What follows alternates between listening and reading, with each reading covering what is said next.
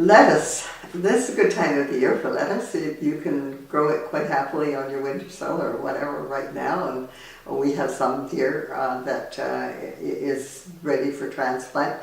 You want to plant transplant lettuce when it's fairly small. It's a bit of a shock if you put in a plant that's fairly mature, because it may never become really bushy and juicy and whatever. It's already on its way to maturing, and it matures too early and doesn't give you very much in the way of lettuce leaves or lettuce bulk. So it's a good. It can be grown in many ways, but the two common ways to grow it would be to sow it very thinly in beds about 10 inches apart, something like that, and keep sowing it all through the season, and cut it. Keep it all cut back nice and neat, and then move on to the next part and cut it while the previous part is regrowing. So you can rotate around between a patch of lettuce.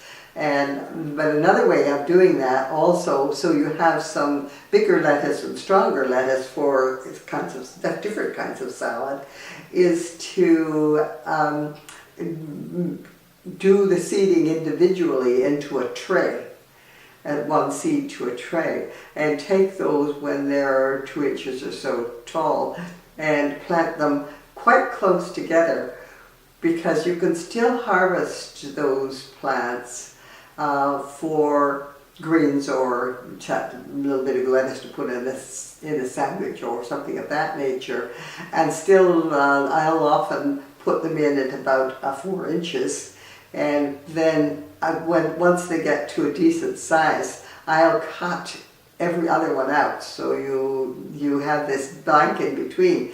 That will encourage the lettuce plants on either side to grow quite vigorously, because the competition isn't there any longer. So you end up with having it do two things for you. One is to give you a nice fresh spring lettuce, and the second one in baby cut size, and the next one in probably 2 or 3 weeks after that, small heads, and if you leave it longer, larger heads. So you want to choose your lettuce that you're going to do that with pretty carefully, because you want to know that it's a lettuce that you're going to want to eat over a fairly long period of time. But it does make it easier to maintain your garden, because you know what you're doing with it. You don't have to have messy patches all over the place. You put it in, transplant it in, and then you routinely cut it out for whatever purpose you wanted it. And it's a good idea to have about 4 or 5 different kinds of lettuces, because each of them has a different purpose. And so it's a good idea to decide on. It's not a good idea to have 10 or 20, which we probably have to do for salad greens, but 4 or 5 different varieties, so that you can have a butter type lettuce if you want, or a crisp type lettuce if you want, or green and red oak leaf type.